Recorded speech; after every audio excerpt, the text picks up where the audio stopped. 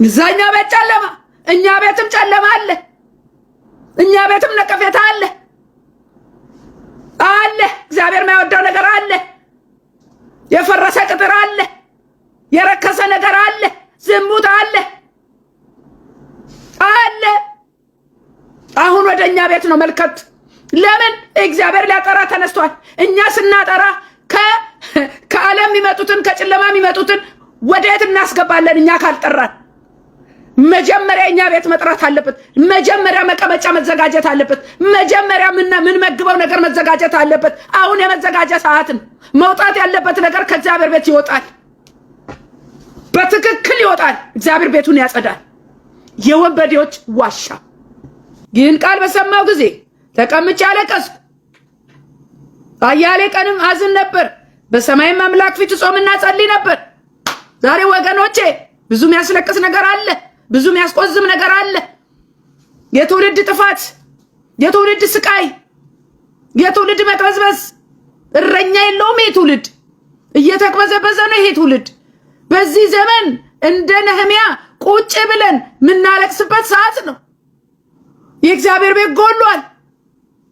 ዛሬ ነጮቹ ቸርች ያስተላለፉትን መልእክት ለእናንተ በአማርኛ ሼር ላርግ ብዬ ነው። Nehemiah chapter 1 verse 3. So Nehemiah, after he asked one of his brother about Jerusalem, he find out that the remnants that are left of the captivity there in the province are in great affliction and reproach. The wall of Jerusalem also is broken down, and the gates thereof are burned with fire. This is what happened in our time. This is what happened to our church. This is what happened to the house of God. This is it. It's break down like Jerusalem, and the gate thereof burned with fire. This is really the time what we see in our generation. የመጣ ይምጣ ንጉሱ ሂድ ይለኛል አስፈቅዳለሁ ብሎ ሄዶ የኢየሩሳሌም ቅጥር ለመስራት እኮ ነው የነህምያ ጥማቱ የነበረው። ዛሬ እኔና እናንተ ጥማት የኛ ቤት ለመሰደመር የራሳችን ቤት ለመገንባት ነው። የኔ ቤት ፈርሶ የናንተ ቤት ትገነባላችሁ እያለ ነው ጌታ። ጠላት እየወረሰን ነው። ጨለማ እየበረታ ብርሃን እየደበዘዘ መጣ በእኔና በእናንተ ዘመን። የእግዚአብሔር ቃል እንደሚለው ብርሃን ባለበት ጨለማ የለም። የኔና እናንተ ብርሃን ግን ደብዝዟል። እንቅብ ስር ተቀምጦ ዛሬ ጨለማ እየወረሰን ነው። But the people, their focus, their eye, their attention is not in the church, is not with Jesus. So all these things become hard for us. Just some people sick, some people struggling money, some people, they are weak. It is because we are the more we far away from God, the more we have problems. እኔና እናንተ የእግዚአብሔር ቤት ረክሶ የእግዚአብሔር ቤት ፈርሶ እናያለን እንሰማለን፣ ግን ምንም ለውጥ አናመጣም። አይገርማችሁ? ለውጥ አናመጣም። ደንገጥ አንልም። ይሄ ነገር ይስተካከል አንልም። ተያይዘን ወደ ገደል እየሄድን ነው። ከእግዚአብሔር ሐሳብ መንገድ እየራቀን አሁን ወደ ራሳችን ቤት መለስ ማለት ሰዓት ነው። የሌላውን ቤተ እምነት አየን፣ ጨለማውን ገለጥን፣ ጉድጉድ አልን። አሁን ግን ወደ ራሳችን ቤት መለስ የምንልበት ሰዓት ነው። ራሳችንን የምንመለከትበት ሰዓት ነው። እኛ ማንን? እኛም ቤት እሳት አለ። እኛም ቤት እሳት አለ። እኛም ቤት ነቀፌታ አለ። እኛም ቤት ኃጢአት አለ። እኛም ቤት ርኩሰት አለ። እኛም ቤት እግዚአብሔር የማይወደው ነገር አለ። ወገኖቼ አሁን ወደኛ ቤት ነው መለስ ብለው ወደ ራሴ ቤት መለስ ስላለው ለምን መዘጋጀት ስላለብን የፈረሰ ነገር ስላለ በእንባ ነው ዛሬ ጸለይኩት። ራሱ በእንባ በቃ እኔ በጣም ነው ፊል ያረኩት በዚህ መልእክት። Let's pray with this. I want to pray today. I want to pray. I want to ask God, Lord, we want to hear your voice. We want to hear your voice. Yes, Lord. Give us the strength. Abba, we are calling your name. You said, ask me. I will answer. We are asking you today to... Amen. Thank you, guys. God bless you. I will give this to Brother Carl. Thank you, Sister Sally. What a wonderful. አንድ ፕሮግራም ሲመጣብን መጀመሪያ ምን ጥለው የእግዚአብሔርን ነገር ነው። መጀመሪያ የምንቀረው ቤተክርስቲያን ነው።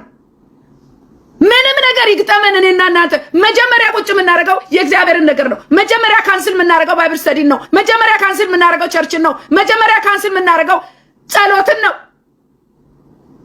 ከእግዚአብሔር በራቅን ቁጥር እየደከምን መጣን ወገኖቼ። Brother Todd, you were saying earlier, we never miss graduation, we never miss wedding, we never miss none of that.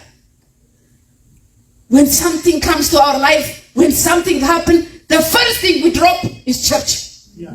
The first thing, cancel church, cancel Bible study, cancel. That is why we are dried, guys. ጠላት እየወረረን መጣን። አቅም አጣን። የመጸለይ አቅም አጣን። እግዚአብሔርስ እንዴት ይባርከን? እንዴት ሪቫይቫል ይምጣ? እንዴት ቤት ቁጭ ብለን እንዴት ቤተክርስቲያን ቁጭ ብለን በራችንን ዘግተን እንዴት ይምጣ? ነህምያ ግን የሞቀ ስራ ነበረው። እግዚአብሔር ስራ አትስሩ አይልም። ስንፍናን አበረታታም ወንጌል። ነገር ግን ቅድሚያችን ዋናችን ኢየሱስ ነው። ጊዜው አልቋል። የመጨረሻው ጊዜ ነው። መጨረሻው ዘመን ነው። ትውልድ መዳን አለበት። ትውልድ በስቃይ ውስጥ ነው ያለው። በምጥ ውስጥ ነው ያለው ትውልድ። የእግዚአብሔር ልጆች መገለጥ እየጠበቀ እኔና እናንተ ግን የለንም እኮ ብንፈለግ አንገኝም እኮ እንዴ! ምን እየሆንን ያለ ነው?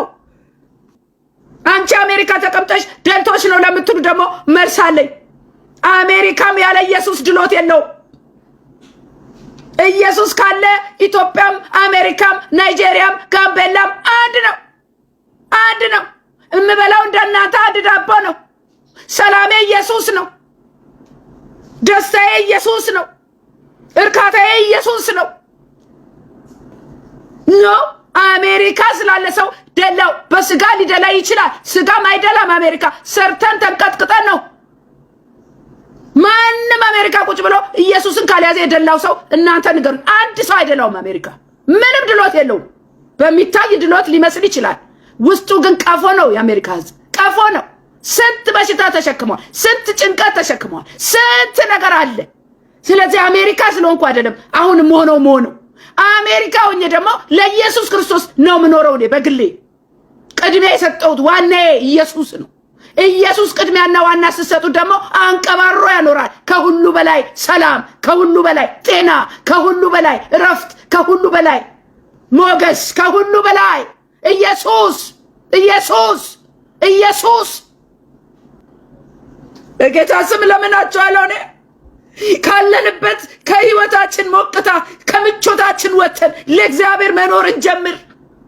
እኛ ስራችንን ስላልሰራን ስላልታዘዝን ነው ዛሬ ሁሉ መከራ በአገራችን ላይ የሚወርደው ያለው ዝናብ፣ የትውልድ ስቃይ፣ የእናቶች እንባ፣ የህፃናት ለቅሶ፣ የሀገር ትርምስ በእኔና በእናንተ ድክመት ነው። ይሄ ኢየሩሳሌም ቅጥሯ ፈረሰ እንዳለ ነህምያ ዛሬ የቤተ ክርስቲያን ቅጥሯ ፈርሷል። እኛ እንደተመቸው ሰው ይነሳና ዝላይ ቃል ሲሆን የለም። ሰው ቃል አያዳምጥም። የእግዚአብሔርን ድምፅ እየሰማን አይደለም። ዝላይ ብቻ። ድግስ በዛ። በመጠን ኑሩ ነው ያለ እግዚአብሔር። የኛ አይንና አቴንሽን እንደ ዓለም አይደለም። ከዓለም ጋር ልንመሳሰል አልተጠራንም።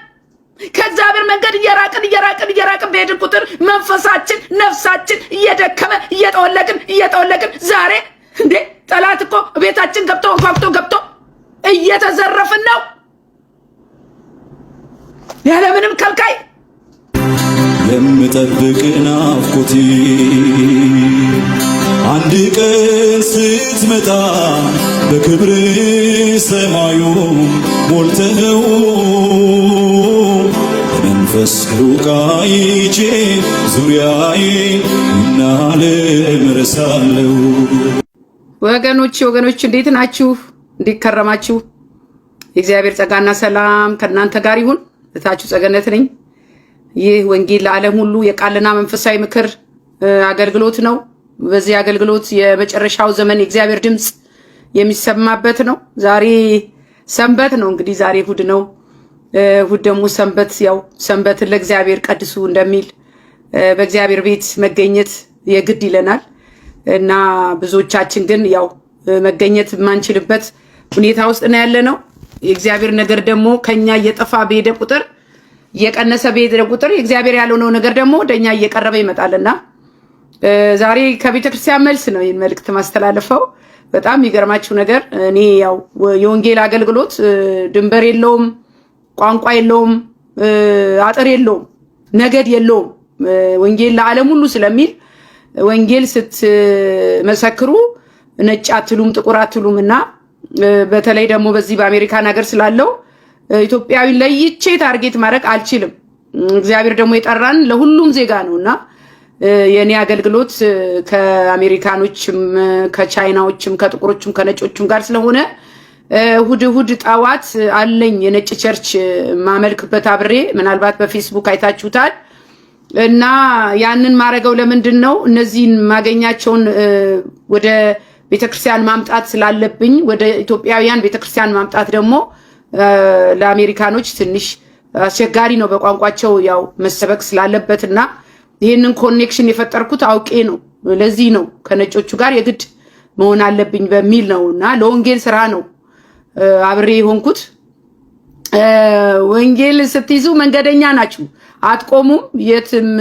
የትም አንድ ቦታ ተወስናችሁ አትቀመጡም እና የኔ አገልግሎት እንደዛ ነው። ባለፈው ሳምንት እንደምታውቁት አትላንታ ሄጄ ነበረ። አሁንም ሌሎች ቦታዎች ስኬጁል እያደረኩ ነው። ዛሬ ሰንበት ላይ በአጋጣሚ ቤተክርስቲያን የነጮቹ ቸርች ቃል ማካፈል ነበረብኝና ምክንያቱም ተዘጋጅተሻል ወይ ስባል በጣም ሬዲ ነበርኩ። እግዚአብሔር የሰጠኝ ቃል ነበር። ማታ ሌሊት ተነስቼ ጽፌ ነው ያደርኩት ጀስቲን ኬዝ ብዬ ምን ልንገራቸው ምን ላካፍላቸው የሚለውን ነገር እኔና እናንተ ቀደም ብለን እግዚአብሔርን ጠይቀን ይዘን መውጣት አለብን። ለምንጠየቀው ነገር ለእግዚአብሔር ሐሳብ ነገር እንግዳ መሆን የለብንም እና እግዚአብሔር የሰጠንን ማቀበል ነው የኛ ስራና በዚህ በእሑዱ ቸርች ላይ በእንግሊዘኛ ያካፈልኩትን ቃል ከናንተ ጋር ደግሞ በአማርኛ እንዲሁ አብረ አንድ ላይ እንድታዩት ብዬ ነው። ይሄ በጣም መንፈሳዊ ሐሳቡ ለኛ በጣም ወሳኝ ስለሆነ እንደ አጠቃላይ እንደ ቤተክርስቲያን የመጣ መልእክት ስለሆነ ያንን ነው እንድታዩት የምፈልገው። ጌታ እግዚአብሔር ይረዳኛል በጌታ በኢየሱስ ክርስቶስ ስም። የመልእክቴ ሐሳብ መጽሐፈ ነህምያ ውስጥ ነበርና ስለ ነህምያ ነው ያካፈልኳቸው። Thank you, Jesus. Today the message is the book of Prophet Nehemiah. I know you know that. And in Nehemiah. Yeah, Nehemiah. The story is there, but you know the idea came from the book, the prophet Nehemiah, and it's all about at this time the church is not supposed to be. You know, the solution is the church. The solution is Jesus. ነህምያን ከዘመኑ ጋር በማያያዝ ነው እግዚአብሔር የሰጠኝ ሐሳብ የነበረው እና በእኔና በእናንተ ዘመን የእግዚአብሔር ቅጥር ፈርሷል፣ በጣም ፈርሷል እና ነህምያ በዚህ በምዕራፍ 1 ላይ ቁጥር 1 ላይ ከወንድሞቹ አንዱ ቁጥር 2 ላይ ከወንድሞቹ አንዱ አናኒ ከእርሱም ጋር ሌሎች ሰዎች ከይሁድ የመጡ እኔም የዳኑትን ከምርኮ የተረፉትን አይሁድን ነገር ኢየሩሳሌም ነገር ጠየኳቸው ይላል እና ነህምያ ከመጠየቅ ነው የጀመረው። እኛ አሁን ስለ ቤተክርስቲያን ስለ እግዚአብሔር ነገር ካልጠየቅን መልስ አናገኝም። እንዴት ነው የእግዚአብሔር ቤት? እንዴት ነው የእግዚአብሔር ስራ? እንዴት ነው ያለነው? ምንድነው እግዚአብሔር ከኛ የሚፈልገው? ምን እየሆነ ነው ያለው ብለን የእግዚአብሔርን ቤት የእግዚአብሔርን ሁኔታ መጠየቅ መቻል አለብን። መጠየቅ መቻል አለብን። ስለ ራሳችን ብቻ አይደለም፣ ስለ ኑሯችን ብቻ አይደለም፣ ስለኔና ስለናንተ ስለ ስጋችን ምቾት ብቻ አይደለም። እግዚአብሔርን መጠየቅ አለብን። ምን አርግ ነው የምትለን? ቤት ምንድነው የሚያስፈልገው? የእግዚአብሔር ቤት እንዴት ነው ያለው? አሁን እግዚአብሔር በእኛ ደስ ይለዋል? ቤተክርስቲያን ያለችበት ደረጃ ምን አይነት ነው? ይሄ ነገር በጣም ሊያሳስበን ይገባል። ስለዚህ ጠየቀ። Nehemiah in chapter 1, when one of his brother came from Judah, and Nehemiah asked the right question. We have to ask the right question to know what is going on in this world. We have to ask our Father, what is going on in this world? We are not happy, we are tired, this world. What shall we do? God has a solution for us if we ask the right question. So Nehemiah, he asked the right question to one of his brothers. The question is, he asked them concerning the Jewish that had escaped, which were left of the captivity, and concerning Jerusalem. He asked a question. አሁን ያገኘው መልስ ደግሞ በቁጥጥር ስር ላይ እንደምታዩት በዛ ስፍራ ያሉት ምርኮ የተረፉትም ቅሬታዎች በታላቅ መከራና ስድብ አሉ። የኢየሩሳሌምም ቅጥር ፈርሷል፣ በሮቿን በእሳት ተቃጥለዋል አሉኛል። ይሄንን ነው ነህምያ የሰማው። ዛሬ እኔና እናንተ ስለ ቤተ ክርስቲያን ብናስብ ብንጠይቅ መጠየቅ አይደለም መስማት አይደለም፣ አጠገባችን ሆኖ እያየነው ነው ያለነው። የእግዚአብሔር ቤት ፈርሷል። ቤተ ክርስቲያን ርኩሰት ገብቷል። ቤተ ክርስቲያን ከክብሯ ወርዳለች። ይሄ ነገር ነው በቃ። አሁን ነህምያ ይሄን ነገር ነው የሰማው። የኢየሩሳሌም ቅጥር መፍረሱን ሰማ። ዛሬ እኔና እናንተ ከቤተ ክርስቲያን የሚሰማው ወሬ ከስለ ቤተ ክርስቲያን የሚነገረው ነገር የሚታየው ነገር ትክክል አይደለም፣ ደስ የሚያሰኝ አይደለም፣ እግዚአብሔር እንደሚፈልገን አይደለም። የእግዚአብሔር ቤት ተተራምሷል። የእግዚአብሔር ቤት የወንበዴዎች ዋሻ ሆኗል። ምንም ጥያቄ የለውም። ነህምያ ፋይንድ አውት ያደርገው ይሄንን ነው። ሰማ። ከዛስ ምን አረገ የሚለው ነው ዋናው ውጤቱ። እግዚአብሔር እየተናገረ ያለው ቅጥሬ ፈርሷል፣ ቤቴ ፈርሷል። እንደ ነህምያ ተነስተው የሚሰሩለት ይፈልጋል። ይሄው ነህምያ መፍረሱን ሲሰማ እኔና እናንተ እኮ ሰምተን ያልሰማነው ነገር የለም። ስለ ቤተ ክርስቲያን ያላየነው ጉድ የለም። ቁጭ ብለናል። ውሃ ወስዶናል፣ እያሳሳቀ ወስዶናል፣ እያሟሟቀ ተመቻችተን ቁጭ ብለናል። በራሳችን ኑሮ በራሳችን ቤት ውስጥ የኛ እኮ አልጎደለም። የጎደለው እግዚአብሔር ነው፣ የፈረሰው እግዚአብሔር ነው። ነህምያ ቁጭ ብሎ አለቀሰ። ማልቀስ ብቻ አይደለም፣ አያሌ ቀን አዘነ። አንድ ቀን አይደለም። እኔና እናንተ አንድ ሰሞን ንስሐ ይባላል፣ ግርግር። ከዛ በኋላ ተመልሰን እዛው። አንድ ሰሞን ጾም ጸሎት ይባላል፣ ግርግር፣ ተመልሰን እዛው። እሱ ግን በአያሌ ቀን በእግዚአብሔር ፊት እጾምና ጸልይ ነበራል። ምንድን ነው ያደረገው ብትሉኝ፣ ንስሐ ገባ ነህምያ። ምን አለ? አቤቱ የሰማይ አምላክ ሆይ ለሚወዱና ትእዛዝን ለሚያደርጉ ቃል ኪዳና ምሕረት የምትጠብቅ ታላቅ የተፈራ አምላክ ሆይ እኔ ባሪያህ ዛሬ በፊት ስለ ባሪያዎች ስለ እስራኤል ልጆች መጀመሪያ ማድረግ ያለብን ንስሐ መግባት፣ የበደልነውን ይቅር በለን ማለት፣ በእግዚአብሔር ፊት ንስሐ መግባት፣ ዝቅ ማለት፣ አጥፍቻለሁ በድያለሁ የሚል መንፈስ ከሌለ መፈወስ የለም፣ መዳን የለም፣ መልስ የለም። ነህምያ ያደረገው እንደዛ ነው። ንስሐ ገባ በእግዚአብሔር ፊት። እግዚአብሔር ደግሞ ብትመለሱ እንደዚህ ሰበስባችኋለሁ ብትመለሱ እያለ ነው። እኔና እናንተ ግን አልተመለስንም። የእግዚአብሔር ቤት ባዶ ሆኗል። የእግዚአብሔር ቤት የጠላት መጨፈሪያ ሆኗል። በራችን ለጠላት ክፍት ነው። ቤተ ክርስቲያን ራሷን አልጠበቀችም። ይሄ ነው ችግሩ። ዛሬ ሼር ያረኩት ነህምያ የተንገበገበበት ጉዳይ የእግዚአብሔር ቤት መፍረሱን ሰምቶ እኮ ነው። ደግሞ መስዋዕት ይጠይቃል እኮ፣ ወንጌል መስዋዕት ይጠይቃል። ሊሄድ እኮ ነው፣ ወደ ኢየሩሳሌም ሊሄድ እኮ ነው። ቁጭ ብለን አይመጣም ወገኖቼ። ቤተ ክርስቲያን ቁጭ ብለን የእግዚአብሔር ክብርና የእግዚአብሔር መንፈስ ሊገለጥ አይችልም። ወተን ነፍስ ማዳን አለብን። ከቤተ ክርስቲያን እየተገላበጥን ያለን የእግዚአብሔር ቤት ጎሎ የእግዚአብሔር ቤት ረክሶ እኔና እናንተ ሁኬርስ ብለን ቁጭ ብለናል። እግዚአብሔር እየተናገረ ያለው ይሄንን ነው። ተነሱ፣ ትውልድ ይዳን። ወተን በወንጌል ሰብከን ትውልድ እናስመልጥ። ሃርቨስቱ ያለው እርሻው ያለው እደጅ ነው። ቁጭ ብለን አይመጣም። ይሄ ነው መልእክቱ ዛሬ። ቁጭ ብለን አይመጣም። ነህምያ እንዳረገው ከዛ በኋላ ነህምያ እንደምታውቁት የንጉሥ ጠጅ አሳላፊ ነበር። የሞቀ ስራ ነበረው። ነህምያ እኮ ስራ ነበረው። ከሞቀ ስራው አሁን ተጨነቀ፣ እንቅልፍ አጣ፣ መሄድ ፈለገ፣ ቅጥር መስራት ፈለገ። ዛሬ እኔና እናንተ ምቾት አስሮ ይዞናል። ብዙ ነገር ለራሳችን እናደርጋለን። አሁን ሰሞኑ በተለይ ድግስ ላይ ነው። በዚህ ግራጁዌሽን አይቀርም፣ ሰርግ አይቀርም። አምናም ተናግሬያለሁ እኔ። በጣም አብዝተነዋል። እኛ ቅዱሳን አብዝተነዋል። የግራጁዌሽንን ጉዳይ አብዝተነዋል። ከልክ አልፏል። እኔና እናንተ እንደ ዓለም የምታረገው ልናረቅ አልተጠራንም። አካሄዳችን የተለየ ነው። እግዚአብሔርን በባዶ ማመስገን ይቻላል። ድግስ በዛ፣ ግርግር በዛ፣ ዝላይ በዛ። አንድ ሰው አይቀርም እኮ ግራጁዌሽን ሲሆን አይቀርም እኮ ሰርግ ሲሆን አይቀርም። የእግዚአብሔር ነገር ግን ሲባል ማንም አይመጣም። ወንጌል ንውጡ ሲባል ማንም አይመጣም። ይሄ አሳፋሪ ነገር ነው። አሳፋሪ በተግባር የታየ እግዚአብሔር ጠየቁ፣ ጌታ ሆይ ምን ይሻላል? ወንጌል እንውጣ ሲባሉ አይወጡም። ምን ላድርግ? ለምን ብትሉኝ የክርስትና ጉዞ ተያይዞ ነው። ብልቶች ነን። እኔ ብቻዬን እግር ሆኜ አንድ እግር ሊሮጥ አይችልም። ብቻዬን እጅ ሆኜ አንድ እጅ ሊሮጥ አይችልም። ተያይዘን ነው ወገኖቼ፣ ወንጌል ተያይዘን ነው። ለእግዚአብሔር እኮ ያው በዛ በእንግሊዘኛውም ተናግሬያለሁ። ሌፍት ኦቨር እኮ ነው የምንሰጠው። የተረፈንን ከሰዓት የተረፈንን አይሰማችሁም? በእውነት ፊል አታረጉትም? እኔ በጣም ፊል አደርገዋለሁ። የእግዚአብሔር ቤት ጎሏል። የእግዚአብሔር ቤት ረክሷል።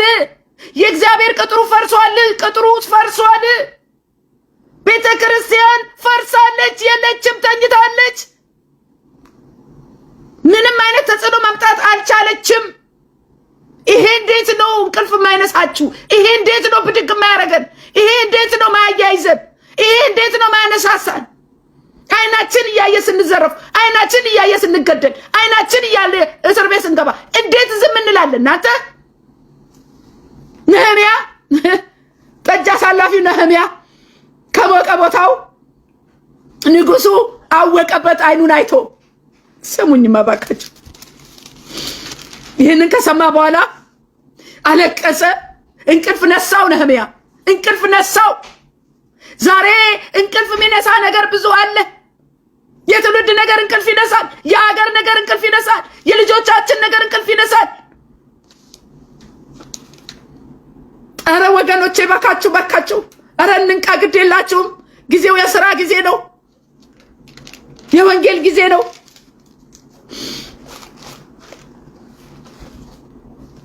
ቁጥር 7 ላይ ምን አለ?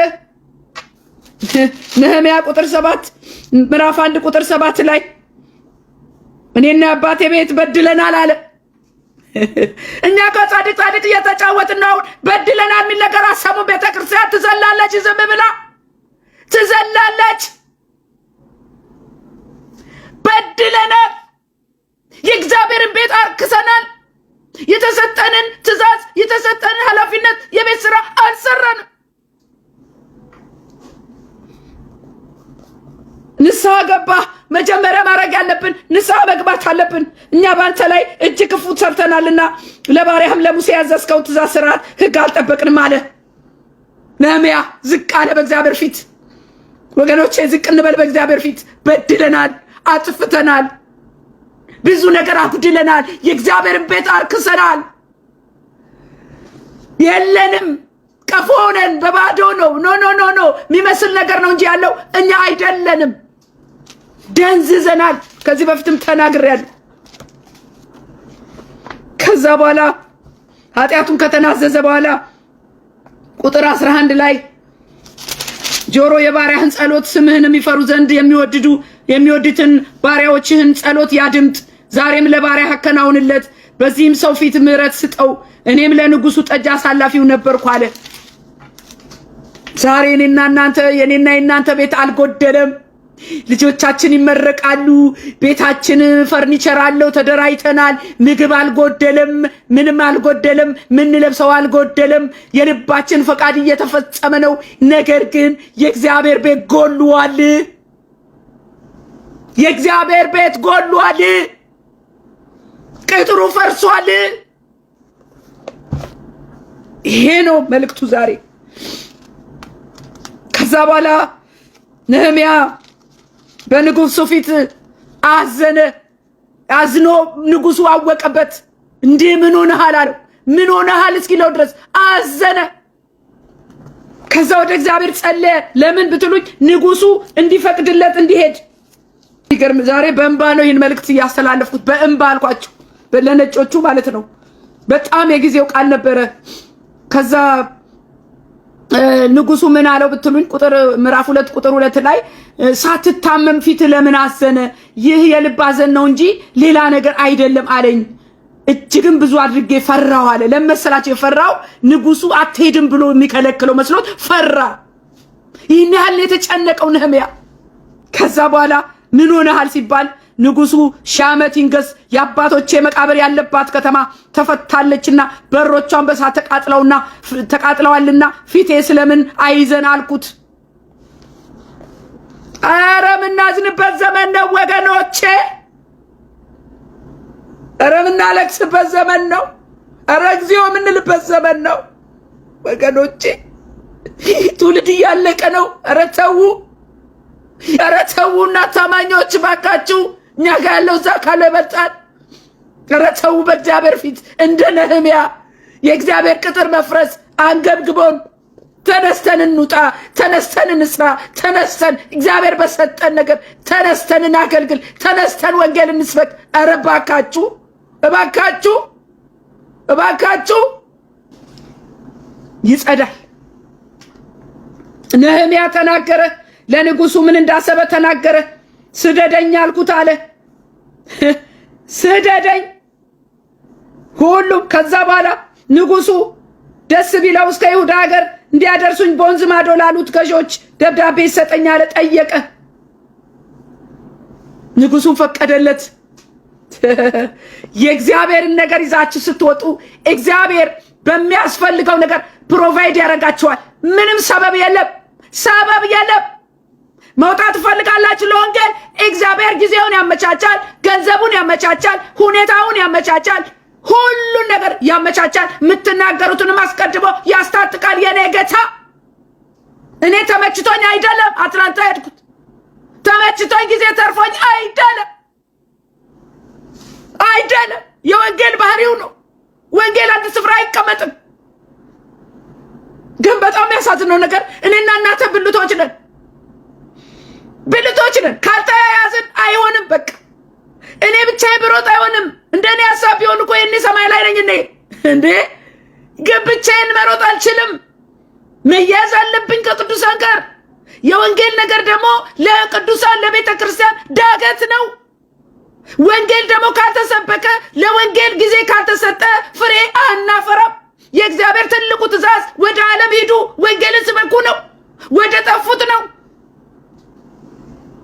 በቤተ ክርስቲያን ልንቀመጥ አልተጠራንም። ለእግዚአብሔር ላልሆነ ነገር ጊዜ ያለን እኮ ኖ ፕሮብለም።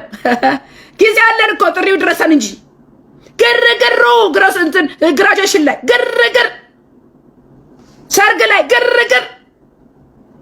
እኔ ለሆዳችን ነው ወይስ what's going on? ለሆድ ለመሙላት ነው ወይስ ምንድነው? የእግዚአብሔር ያልሆነ የእግዚአብሔር ቤተክርስቲያን ኑ ስንባል ምንቀር ሰዎች፣ እዛ ግራጁዌሽን ላይ ማንቀር ሰዎች፣ ያ ሁሉ ግርግር ግራጁዌሽን ላይ ቁርጥ አይቀር ጥሪ አይቀር። what is going on with us?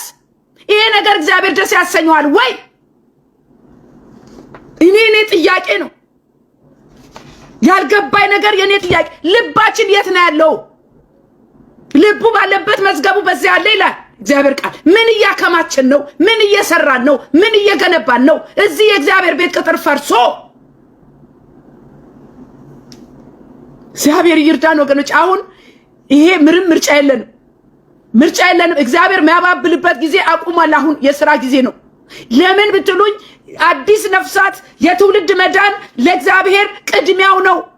አዲስ ነፍሳት አብጥተን ቤተክርስቲያን መትከል፣ ማዘጋጀት፣ ማስተማር፣ መኮትኮት አለብን። ያመጣነውን ምን ላይ ልናስቀምጥን? ቆሻሻ ወንበር ላይ ምን ልናስተምራቸው ነው? እርኩሰት፣ ዘረኝነት። እግዚአብሔር እኮ አዲስ ነፍስ ወደ ቤተክርስቲያን ሲያመጣ ረዳት ሰራተኛ እየጨመረልህ ነው። ሰራተኛ ተጨመረ እኮ ነው። ደስ ብሎን ያንን የተጨመረ አዲስ ነፍስ እግዚአብሔር ለቤተ ክርስቲያኑ መጠናከር ነው ብለን በጣም ተደስተን መንከባከብ ሲገባን አዲስ ነፍሳት ይመጣል። ተሸፋፍኖ ቁጭ ይደረጋል። ቁጭ ስሙኝ ባካችሁ፣ ስሙኝ። እንደ ነህምያ ከሞቃት ኑሯችን ወተን ለእግዚአብሔር ሥራ ካልቀናን እኔና እናንተ እያየን በቁማችን ጠፍተናል። አሁን የመንቃት ዘመን ነው። እግዚአብሔርን በሌለበት ማምለክ ለመድን። ይሄው ዛሬ መልእክት ይሄ ነው። የነህምያ አሁን እኔና እናንተ ወደ ራሳችን መልከት ብንልበት ነው። እኛ ጻድቆች አይደለንም። ብዙ ርኩሰት አለብን፣ ብዙ ኃጢአት አለብን፣ ብዙ ማስወገድ ያለብን ነገር አለ። ከቤተ ክርስቲያን ቁጭ ብለን እግዚአብሔር እጃችንን አጣጥፈን ቁጭ ብለን ጌታ ሆይ ብንለው አይሰራም። እግዚአብሔር ሰነፍ ልጅ የለው። አሜሪካ ቢሆን ይቻላል። አንቺ አሜሪካ ተቀምጠሽ ደልቶች ነው ለምትሉ ደግሞ መልስ አለኝ። አሜሪካም ያለ ኢየሱስ ድሎት የለውም። ኢየሱስ ካለ ኢትዮጵያም አሜሪካም ናይጄሪያም ጋምቤላም አንድ ነው። እምበላው እንደናንተ አንድ ዳቦ ነው። ሰላሜ ኢየሱስ ነው። ደስታዬ ኢየሱስ ነው። እርካታዬ ኢየሱስ ነው። አሜሪካ ስላለ ሰው ደላው በስጋ ሊደላ ይችላል። ስጋም አይደላም። አሜሪካ ሰርተን ተንቀጥቅጠን ነው። ማንም አሜሪካ ቁጭ ብሎ ኢየሱስን ካልያዘ የደላው ሰው እናንተ ንገሩ። አንድ ሰው አይደላውም። አሜሪካ ምንም ድሎት የለውም። በሚታይ ድሎት ሊመስል ይችላል። ውስጡ ግን ቀፎ ነው። የአሜሪካ ሕዝብ ቀፎ ነው። ስንት በሽታ ተሸክሟል። ስንት ጭንቀት ተሸክሟል። ስንት ነገር አለ። ጉስቁልና አለ አሜሪካ ኢየሱስ ከሌለ። እኔ ነግራችኋለሁ። ስለዚህ እንደ ነህምያ ምንነሳበት ዘመን ነው አሁን። ግድ ሊለን ይገባል። ቁጭ ብለን የእግዚአብሔር ነገር አይመጣም። እግዚአብሔርን በተራረፈ ነገር ማምለክ ያቁም። በተራረፈ ነገር መከተል ያቁም። በግማሽ ልብ መከተል፣ እግዚአብሔር በሌለበት መገኘት፣ እግዚአብሔር በሌለበት ማምለክ የሆነ የደነዘዘ ጣዕም የሌለው አካሄድ በቃን። ተነሱ ለወንጌል፣ ተነሱ ለነፍሳት፣ ተነሱ። የእግዚአብሔር ቤት ይጥራ፣ የእግዚአብሔር ቤት ይጽዳ። እኔ ነው ዛሬ መልእክቴ። ልክ እንደ ነህምያ እኔና እናንተንም ያነቃቃን፣ ያስነሳን። የእግዚአብሔር ቤት ሲጎል ቅናት ይብላን። ለምን እንበል? አስፈላጊውን ጥያቄ እንጠይቅ። ስለ እግዚአብሔር ነገር ግድ ይበለን። ይሄ ነው መልእክቴ። እግዚአብሔር ይረዳናል። እቶቼ መልእክቴን ሼርና ሰብስክራይብ አድርጉልኝ ፕሊዝ፣ ለብዙዎች ድረስ። ይሄ የመነቃቂያ ጥሪ ነው። በቃ ከእግዚአብሔር የመጣ ጥሪ ነው። ይህንን ጥሪ ደግሞ ችላ እንዳልን እግዚአብሔር ይርዳን ወገኖቼ። አንዳንድ ጊዜ እግዚአብሔር በተናገረ ቅጠል ካልሰማነው መተላለፍ ይመጣል። እኛ በጣም እድለኞች ነን። የክርስቶስ የሆናችሁ ሰዎች ደስ ይበላችሁ። ከሁሉም ይበልጠውን ይዘናል። እሱን ይዘን አናፍርም፣ አናጣም፣ አንወድቅም፣ አንቆዝምም። ግን ለሱ መጀመሪያ ቅድሚያችን ዋናችን ኢየሱስ ክርስቶስ ይሁን። ይሄ ነው የዛሬ መልእክቴ። እግዚአብሔር ይረዳናል። ልክ እንደ ነህምያ ሄዶ ያንን ቅጥር እንደሰራ ተባብረን ቅጥሩን የእግዚአብሔር የፈረሰውን ቅጥር ሰርተን ለሀገር መፍትሄ እንድንሆን፣ ለትውልድ መፍትሄ እንድንሆን፣ ለራሳችን መፍትሄ እንድንሆን፣ ለቤተሰቦቻችን ለልጆቻችን መፍትሄ እንድንሆን እግዚአብሔር ይርዳን እላለሁ። ተባረኩ። ሰላም አምሹ። የሀገር ቤቶች ያው መሽቶባቸዋል። ተባረኩልኝ። እንገናኛለን በሌላ መልእክት በጌታ በኢየሱስ ክርስቶስ ስም አሜን። ሻሎም ሻሎም። የምጠብቅ ናፍቆቴ አንድ ቀን ስትመጣ በክብር ሰማዩ ሞልተኸው መንፈስ ሩቅ አይቼ ዙሪያዬ እናልመረሳለሁ። ሰላም ወገኖች ኢትዮጵያውያንና ኤርትራውያን፣ የእግዚአብሔር ጸጋና ሰላም ይብዛላችሁ። እህታችሁ ጸገነት ነኝ። ይህ ወንጌል ለዓለም ሁሉ የቃልና የመንፈሳዊ ምክር አገልግሎት ነው። ይህ መልእክት ለሌሎችም እንዲደርስ ሰብስክራይብ እና ሼር ያደረጋችሁ እንድትከታተሉ ወንጌልንም አብረን እንድንሰራ በእግዚአብሔር ፍቅር ጠይቃችኋለሁ። እንዲህም አላቸው፣ ወደ ዓለም ሁሉ ሂዱ፣ ወንጌልንም ለፍጥረት ሁሉ ስበኩ። ማርቆስ 16:15 ይመጣል ኢየሱስ እልፍ አእላፍ የመራ